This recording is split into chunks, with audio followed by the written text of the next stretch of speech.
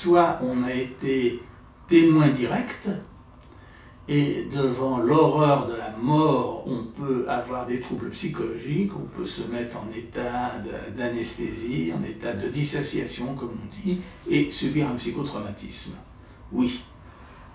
La mort de Passy, quand on a été témoin direct, il y a peu de gens, mais peut-être les gens qui l'ont ramassé, le SAMU, les policiers, s'il y a eu un témoin ou deux, je ne sais pas, ceux-là peuvent être réellement traumatisés.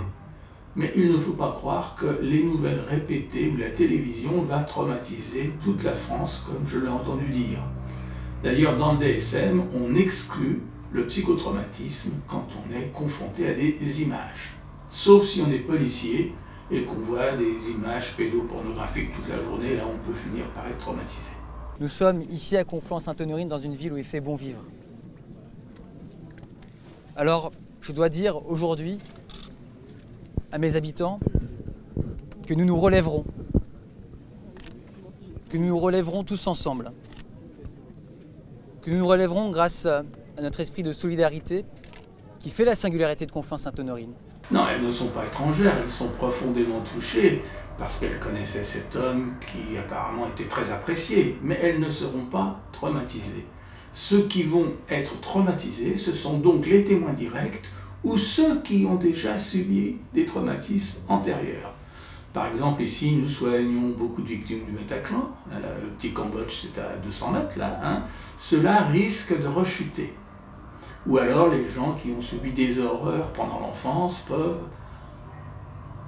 d'une certaine manière, revivre des choses difficiles de leur enfance. Mais non, non, toute la France ne va pas être psychotraumatisée et je ne pense pas que nous allons déborder de consultations et pourtant nous en faisons 20 000 par an si on compte ici et toutes les consultations qu'on a à Paris en Seine-Saint-Denis.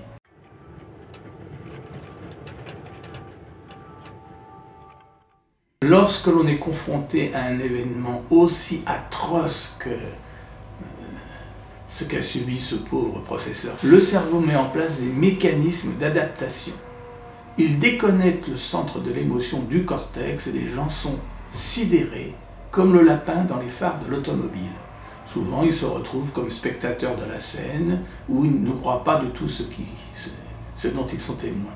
Mais ceci va rester gravé dans le cerveau émotionnel et ils vont le revivre par des pensées, des images, des cauchemars.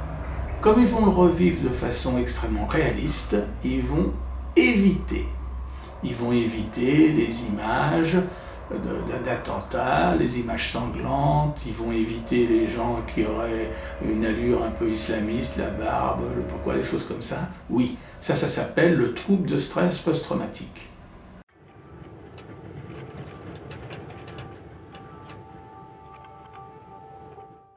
On dit il faut parler, parler ne sert pas à grand chose, souvent on ne fait que répéter comme un automate des choses et on n'avance pas. Ce n'est pas, bien sûr, il faut parler, mais il faut surtout être soigné. Moi je dis tout le temps, le magnétoscope cérébral est complètement déréglé, il faut trouver quelqu'un capable de régler la télécommande et le magnétoscope. Et ça, ce sont des techniques qu'on utilise par exemple ici, mais dans d'autres endroits.